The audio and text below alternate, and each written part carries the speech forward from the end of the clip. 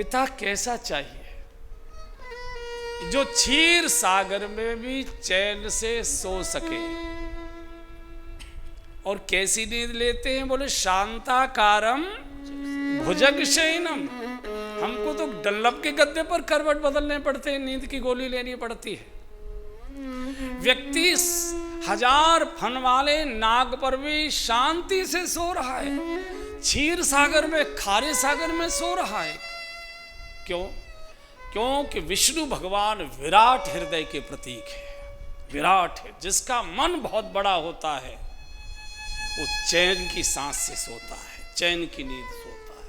विपरीत परिस्थिति में, खारे वातावरण में भी, विभिन्न प्रकार की फुफकार फुसकार विषैले वातावरण में भी, पड़ोस विषैला, परिवार विषैला, भाई भतीजे, ये वो, कितनी प्रकार की फुफकारें व्यक्ति को सुननी पड़ रही हैं, कितने प्रकार की विषैली बातें सुनने, इसके बाद भी इसका इतना बड़ा मन है, वो चैन से सो सकता है। और वही पिता सबका पालन कर सकता है। इसलिए विष्णु पालन के देवता बनाए गए। हमारी प्रार्थनाएं गोस्वामी जी के माध्यम से, हे प्रभु, आप सदा क्षीर सागर में शयन करते हो। जहां भगवान विष्णु सोते हैं वो क्षार क्षीर हो गया। सागर तो खारी है, लेकिन इतने बड़े मन का व्यक्ति आता है तो खारे को भी मीठा कर देता है। दूध फट गया तो समझदार व्यक्ति उसका पनीर बना देता है, कुछ और कर देता है। तो भगवान ने क्षार को भी क्षीर कर दिया। गोस्वामी जी कहते, प्रभु क्षीर सागर में बहुत दिन सोए हैं, कुछ दिन मेरे हृदय के क्षार सागर में भी निवास करिए। सदा क्षीर सागर शयन, मेरे हृदय में आप विराजमान हुए, यहाँ शयन करें तो ये जो नागों की फुफकार है ये शांत रहेगी, मेरा भी जीवन ठीक से चलेगा। भगवान विष्णु की प्रार्थना। और तीसरे, कुंद इंदु समदे उमा रमन करुणा अयन, जाहि दीन परने कृपा। शिव और पार्वती, कुंद इंद समदेय उमा रमन करुणा अयन, जय दीन प्यारे। दीन किसे कहते हैं? दीन गरीब को नहीं कहते, दीनहीन को नहीं कहते। दीन किसी भौतिक समृद्धि से विरत, यानी भौतिक समृद्धि से हीन व्यक्ति को दीन कहते हैं जिसका एक ही आसरा है भगवान, जो हमेशा भगवान के आश्रित है, भगवान के भरोसे है। जो भगवान करे, जाई विद राखे राम ताई विद रहे, उसको दीन कहते हैं। और ऐसे दीन शिव को बहुत प्रिय है, जे दीन प्यारे हैं। शिव और पार्वती जी, शिव का भी स्वरूप नहीं है, ये शिव का स्वभाव है। संकेत ही बोलेंगे, विस्तार से जब शिव प्रसंग आएगा तब बोलेंगे। शिव के शीश पर जटाएं हैं। वो बहुत बढ़िया घुंघराले बाल कराने के लिए ब्यूटी पार्लर नहीं जाते हैं।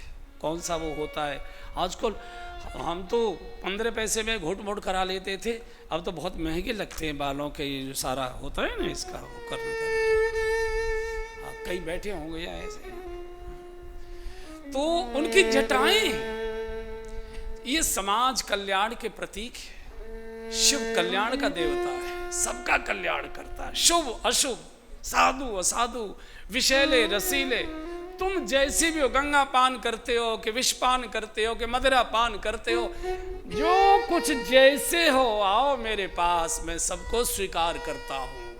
शिव के पास सब मिलेंगे आपको, सबका स्वागत, जो सबका कल्याण करे, किसी से द्वेष न करे, सबको साथ रखे, वो शिव है। वही सबका कल्याण कर सकता है। ये मेरे हैं, ये उनके हैं, जहां ये भेद हो गया फिर वो कितना ही बड़ा क्यों न होगा, बहुत छोटा रहता है, बहुत छोटा होता है। कोई बड़े मकान में रहने से बड़ा नहीं हो जाता है। बड़े दिल में रहने वाला व्यक्ति बड़ा होता है, बड़े हृदय में रहने वाला व्यक्ति बड़ा होता है, बड़ी सोच में रहने वाला व्यक्ति बड़ा होता है। और शिव वो ही है, इसलिए शिव ने मकाने नहीं बनाया। क्योंकि अगर हमने बहुत बड़ी कोठी बनाई, अच्छा बड़े लोग क्या करते हैं, बड़े लोग उस कॉलोनी में नहीं जाते, बड़े लोग जाते छोटी झुग्गी झोपड़ी जा छोटे मकान रहते ताकि बड़ा बंगला दिखाई दे। तो उसको भी लगता है जब गाड़ी आती है, बच्चे भी ओ बाबूजी आगे बाबूजी आगे बाबू सब निकलते हैं। लेकिन पड़ोस में इधर दाएं बाएं उनसे भी बड़ी बंगले बन गए तो बंगला अपना छोड़ देता, किसी दूसरी कॉलोनी में जाता है, क्योंकि हमसे बड़ा किसी का नहीं चाहिए। शिव ने कहा इस कंपटीशन से बाहर आओ, खुले में रहते, खुले में रहते, बोले हमारे बराबर बड़ा मकान बना के दिखा दो, पूरा हिमालय उनका है, बनाओ, कौन बनाएगा। तो जो सबको स्वीकार करे, सबको दुलार करे, सबका कल्याण, शीश पर ऐसे व्यक्ति के शीश पर जटाएं होंगी। जटा जंजाल का प्रतीक है, जटा झंझटों का प्रतीक है। जो सब प्रकार के जंजालों के झंझटों की जटाओं को मुकुट बनाकर अपने शीश पर धारण कर ले और उन जटाओं के जंजाल से गदले कसैले कड़वे जल के नाले न निकले, सबका कल्याण करने वाली, सबको पावन करने वाली, सबको तारने वाली श्री गंगा जी प्रवाहित हों, वही शिव होता है, वही कल्याण कर सकता है। कई लोग होते हैं जहां बैठेंगे वहीं चटाएं खोल के क्या बताएं, क्या बताएं। लड़के की नौकरी नहीं लग रही है, बहू के बालक नहीं हो रहा है, बिटिया को वर नहीं मिल रहा है, भाइयों ने केस कर रखा है, पड़ोसी चैन नहीं लेने दे रहा है, चुनाव में 10 साल हो गए पैर पीटते टिकट नहीं मिल रही है। जहाँ बैठेंगे वही जटाएं खोल देंगे। नहीं, शिव जटाओं जब कब खोलते हैं, जब प्रलय करनी होती है उनको, तब खोलेंगे, सामान्यतया नहीं, सामान्यतया शांत है। आपने कभी शिव के नेत्र खुले नहीं देखे होंगे, हमेशा शिव के नेत्र बंद रह गए। सबको आंख फाड़ फाड़ कर शिव नहीं देखते, और सबको देखो भी मत, देखना है तो अपने अंदर देखो, शिव कहते हैं अपने अंदर। तो कल्याण का देवता शिव, जंजाल की जटाएं, एक गंगा शीर्ष से, अर्धचंद्र, अर्धचंद्र शीतल पावन, सब दर्शन करते हैं और ये पावन तब बढ़ती जाए, ये पूर्णिमा तक जाए, ऐसा अर्धचंद्र कंठ में विष रखते समाज में आए हैं।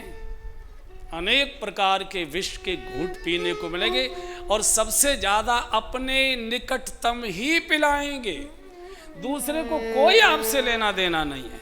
बिल्कुल पहले तो घर के परिवार के लोग जिनको पाला है, पोषा है, गोद में खिलाया है, लिखाए हैं, पढ़ाए हैं, शादी विवाह के समर्थ किए, वही विषैले होंगे, वही डंक मारेंगे, वही विष पिलाएंगे। बाहर का तो बाद में आएगा। सब प्रकार के विष को जो पी ले लेकिन पेट में न ले जाए, कंठ में रोक लिया, कंठ में रोक लिया, कंठ में। कड़वी बात को कभी पेट में गांठ बांध कर मत रखिए, हमेशा जलन रहेगी, हमेशा जलाएगी, हमेशा यादें आए।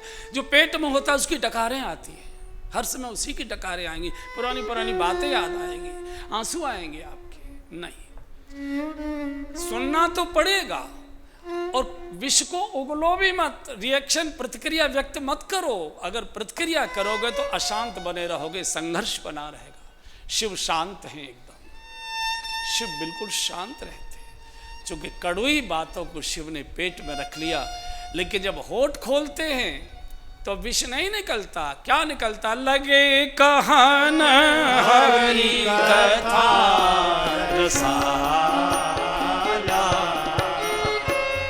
लगे कहन हरि कथा रसाला। सब गाइए, फिर गाइए। लगे कहन हरि कथा रसाला,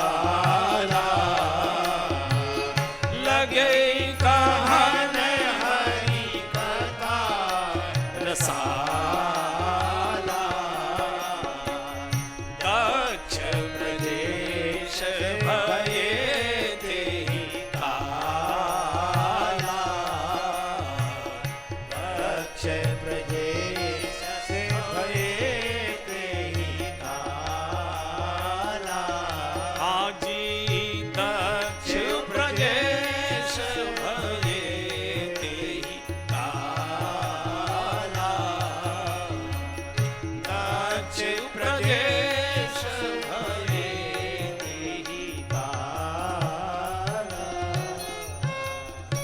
में विष है, हाथ में त्रिशूल है।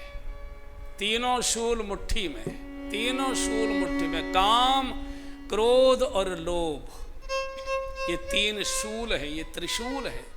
तीनों उनके काबू में। जब आवश्यकता होती है तभी उपयोग करते हैं। जीवन में काम भी आवश्यक है, सृष्टि संचालन करना है। क्रोध भी आवश्यक है, थोड़ी तेजस्विता भी चाहिए। सब्जी में अगर मिर्च नहीं होगी तो सीटी सीटी सब्जी लगेगी, अच्छा नहीं लगेगा। फिर ठेले पर जाकर गोलगप्पे खाने पड़ेंगे चटपटे स्वाद के लिए। तो थोड़ी लाल मिर्च भी चाहिए, क्रोध भी चाहिए, और थोड़ा भविष्य की सुरक्षा के लिए लोभ भी चाहिए। काम तो चाहिए जीवन में, लेकिन कामीपन नहीं चाहिए। क्रोध तो चाहिए, लेकिन क्रोधीपन नहीं चाहिए। लोभ तो चाहिए, लेकिन लोभीपना नहीं चाहिए। तीनों ही चाहिए, लेकिन तीनों हमारे संयम में चाहिए। हमारे जब चाहें तब उपयोग करेंगे, जब चाहेंगे जब मुट्ठी में। हमेशा त्रिशूल। नाग लपेटे हैं, जो नाग जैसे हैं, जो डंक ही मारते हैं, विष ही उगलते हैं, उनको भी शिव गले से लगा के रखते हैं। आओ, भूतों को भी गले से लगाते हैं। आओ, तुमको दुनिया में कोई स्वीकार नहीं करता, मेरे पार्षद बनो, मेरे साथ बैठो, कोई चिंता मत करो, मेरे साथ रहोगे। मैं शादी में बारात में भी तुम्ही को लेकर जाऊंगा और किसी को लेकर नहीं जाऊंगा। जो विषैले को भी हृदय से लगा सके वही शिव हो सकता है।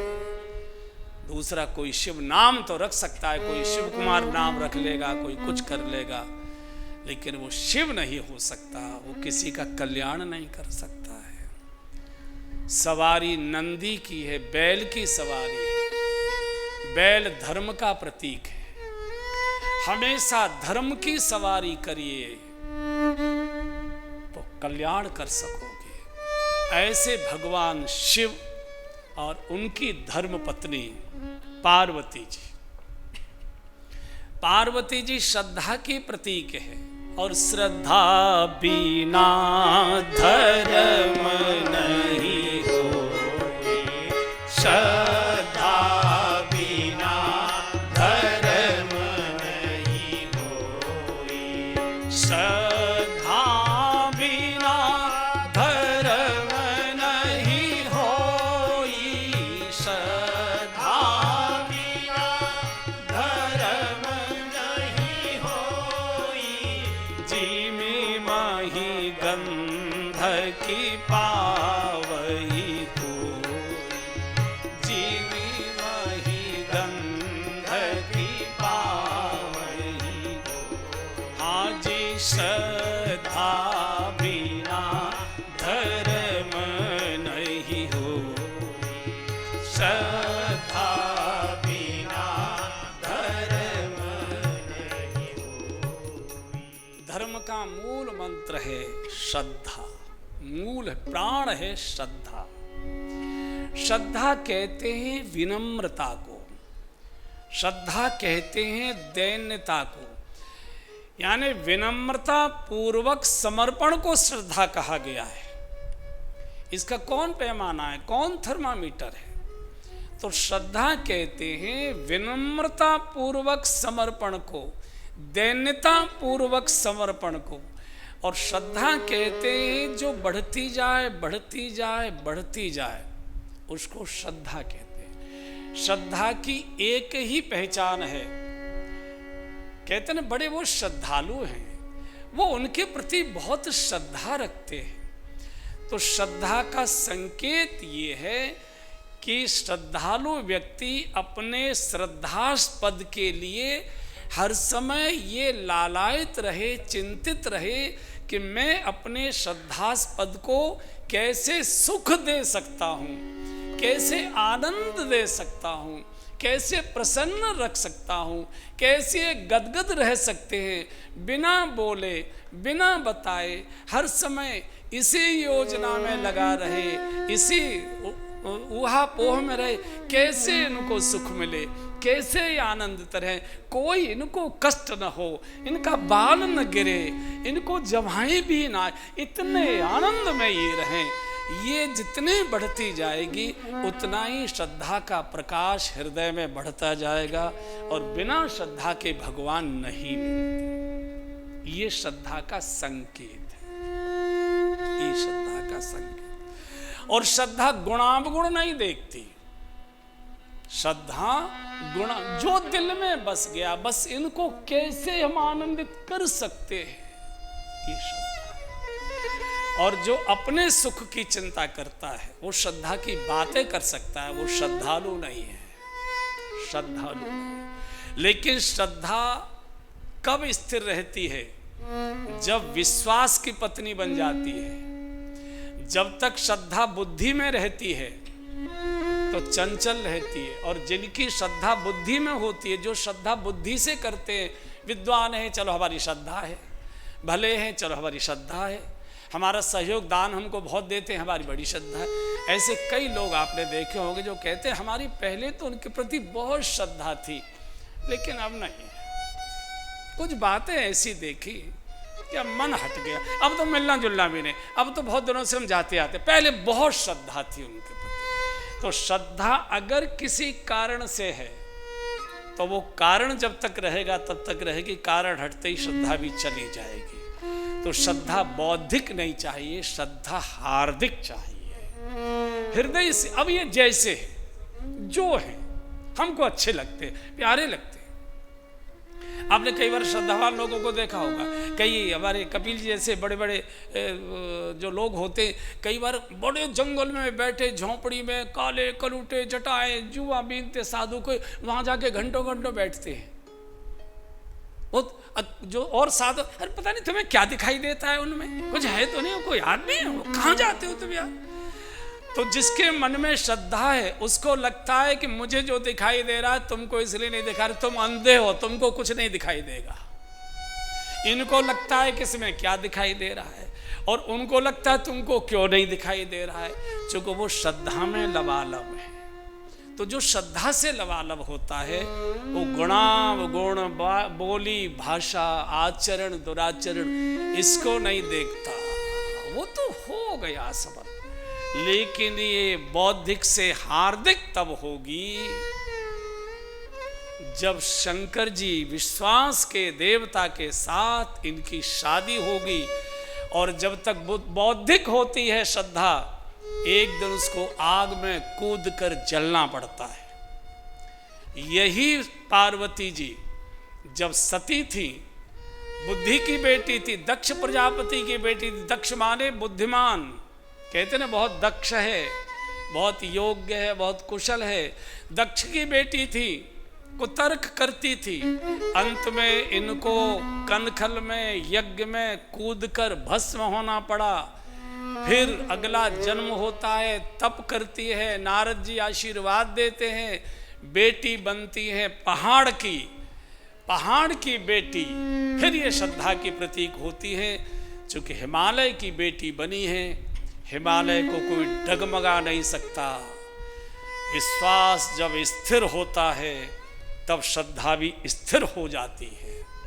इसलिए पहाड़ पर कभी भूकंप नहीं आते, पहाड़ पर कभी कोई हलचल नहीं होती, पहाड़ कभी हिलता डुलता नहीं है।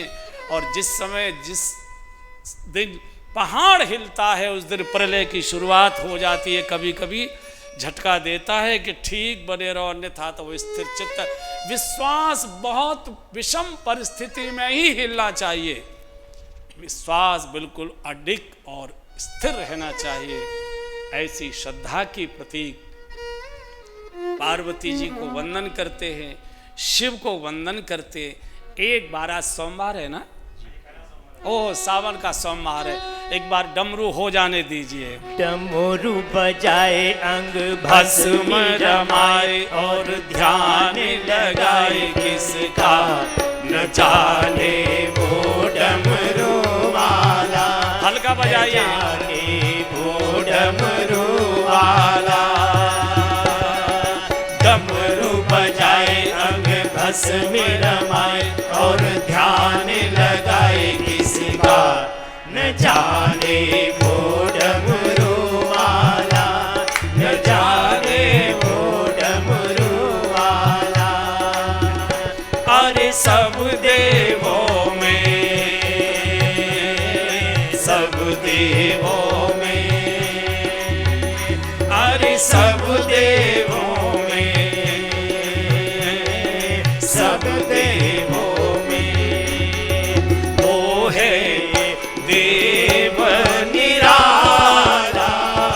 डमरू बजाए अंग भस्म रमाए और ध्यान लगाए किसका न जाने वो डमरू वाला, न जाने वो डमरू वाला।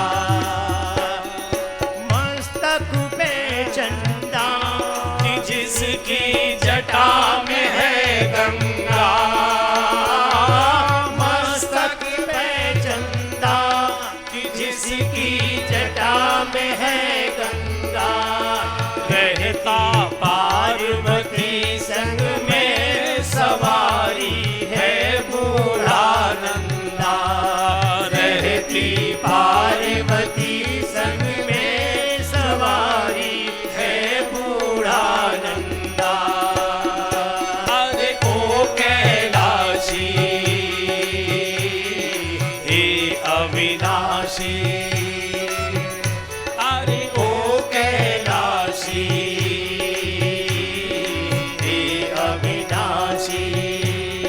पहने शरीफों की माला, डमरू बजाए अंग भस्म रमाए और ध्यान लगाए किसका न जाने वो डमरू वाला, न जाने वो डमरू वाला। अरे सब देवों में, सब देवों में, अरे सब देवों में, सब देवों में वो है देव निराला। डमरू बजाए अंग भस्म रमाए और ध्यान लगाए किसका न जाने वो डमरू वाला, न जाने वो डमरू वाला। बागंबर धारी शिव भोला के पुरारी, बागंबर धारी शिव भोला के पुरारी। रहता है मस्त सदा जिसकी महिमा है प्यारी, रहता है मस्त सदा जिसकी महिमा है भारी।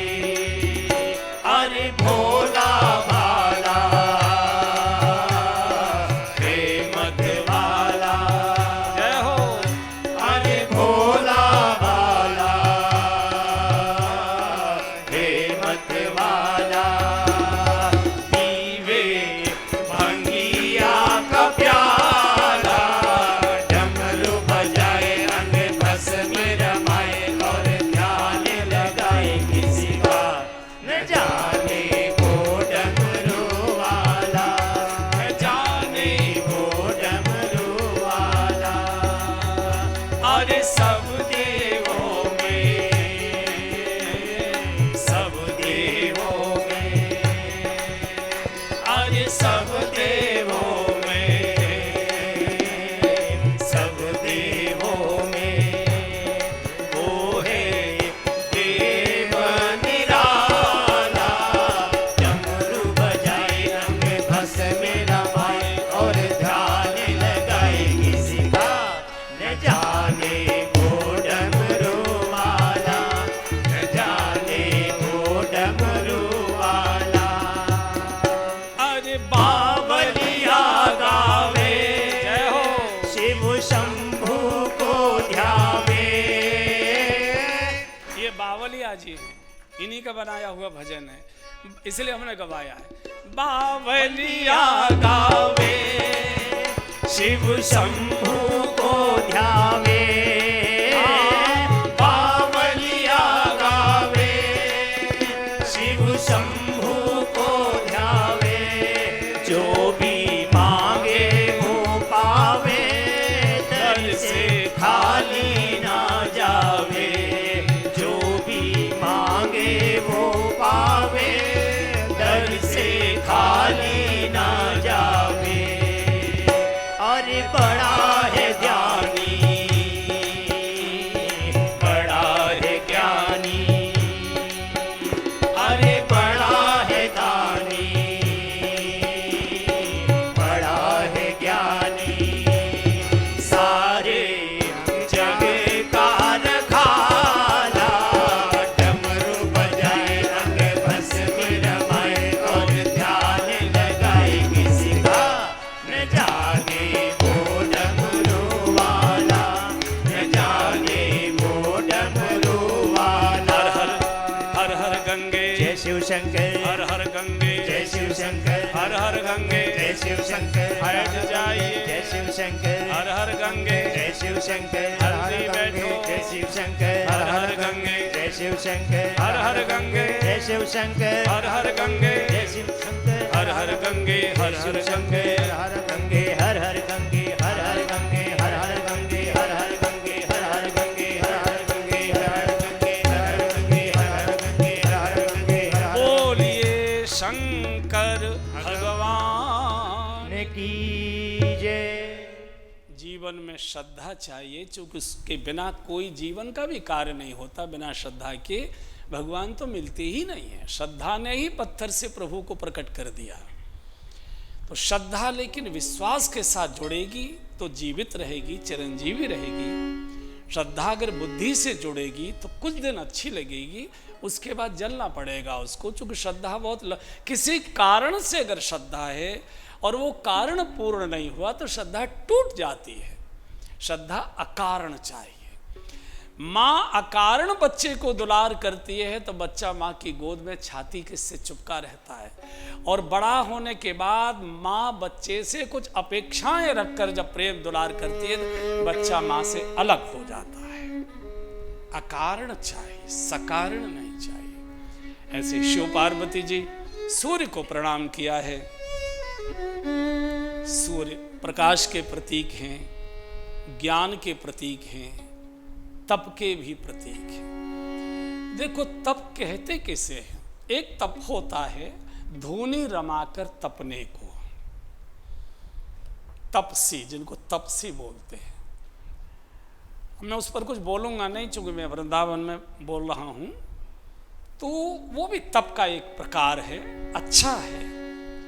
लेकिन जो ज़्यादा तपस्या में रहते हैं धूनी आदि में, वो क्रोधी बहुत हो जाते हैं, क्योंकि तप जो है क्रोध पैदा कर देता है कई बार, और क्रोध धर्म से दूर कर देता है। क्रोध जो है धर्म से दूर कर देता है। जो करते हैं वंदनीय है, मैं उनको नमन करता हूँ, प्रणाम करता हूँ। हमसे नहीं होता तो इस विषय पर मैं ज़्यादा बोलूँगा नहीं।